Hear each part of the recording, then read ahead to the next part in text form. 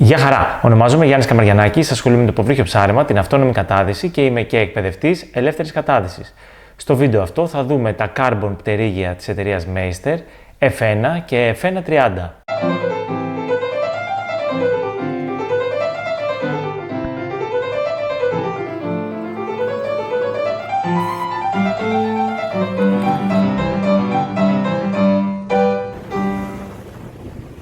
Στη συσκευασία, η οποία είναι μια υφασμάτινη θήκη, βλέπουμε τα πτερίγια, τα δύο πτερίγια, το F1, το απλό μοντέλο F1 και το μοντέλο F1 30.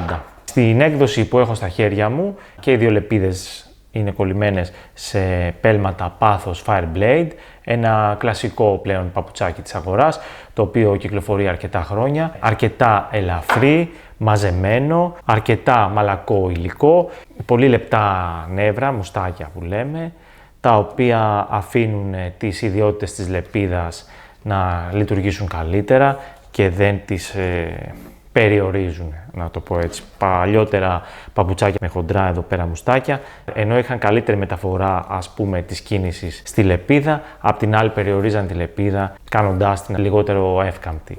Το μοντέλο F1 που έχω στα χέρια μου είναι κολλημένο με παπουτσάκι 40-42, ενώ το F1 30 είναι κολλημένο σε παπουτσάκι 42-44. Να πούμε λίγο τις διαφορές που έχουν οι δύο λεπίδες.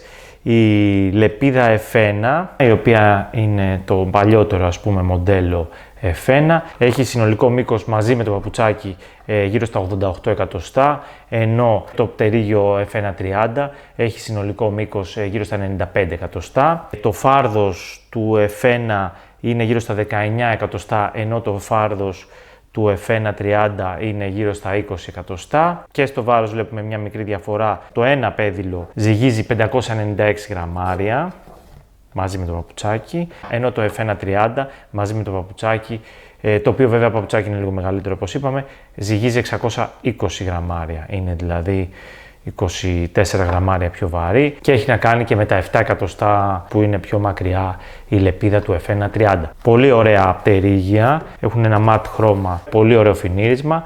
Τα παρατροπίδια είναι σε κίτρινο χρώμα και τα αυτοκόλλητα σε κίτρινο χρώμα. Ωστόσο υπάρχει δυνατότητα να τα παραγγείλουμε με διαφορετικό χρώμα και τα αυτοκόλλητα και τα παρατροπίδια. Τα οποία παρατροπίδια έχει εδώ πέρα κάποιες γωνίες, οι οποίες πιθανότατα να βοηθάνε να μην περιορίζουν το πλαϊνό παρατροπίδιο την ευκαμψία της λεπίδας.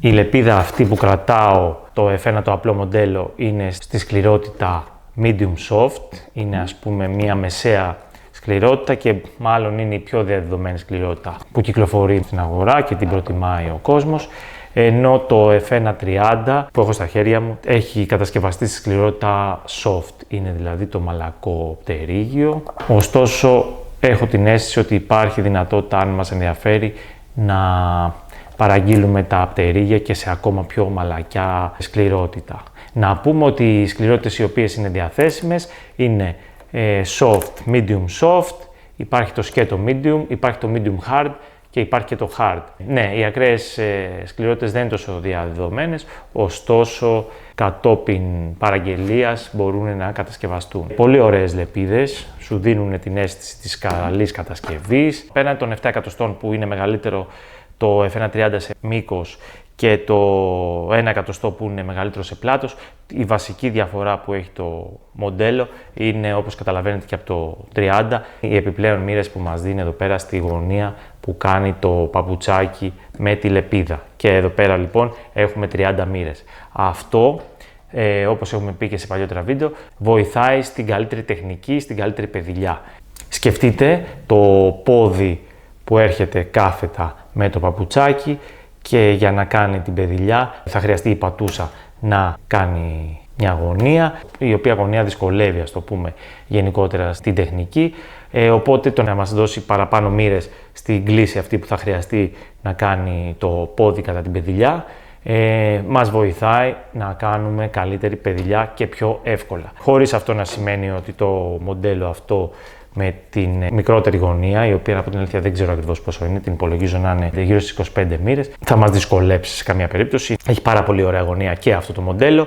Σας θυμίζω παλιότερα τα πτερίγια, τα οποία ήταν ακριβώς ίσια, δηλαδή δεν είχαν καμία γωνία σε αυτό το σημείο, ήταν ολόισια, και τα οποία κατά την παιδιλιά αναγκάζαν, να το πούμε, το δίτη να σηκώσει ψηλά το γόνατό του, το οποίο μας περιορίζει κατά την παιδιλιά, γιατί ακριβώς κάνει αρκετή αντίσταση στην ανάδυση. Πολύ ωραία πτερίγια και τα δύο. Να πούμε ότι η τιμή καταλόγου για το 2024 του μοντέλου F1 είναι στα 410 ευρώ, ενώ η τιμή καταλόγου για τα F1 30 είναι στα 470 ευρώ, και αυτές είναι οι τιμές με το παπουτσάκι, το πάθος, το Fireblade. Η εταιρεία έχει δυνατότητα προσαρμογής όλων των παπουτσιών που κυκλοφορούν στην αγορά, με μικρές αποκλίσεις στην τιμή, συν πλην 10-20 ευρώ.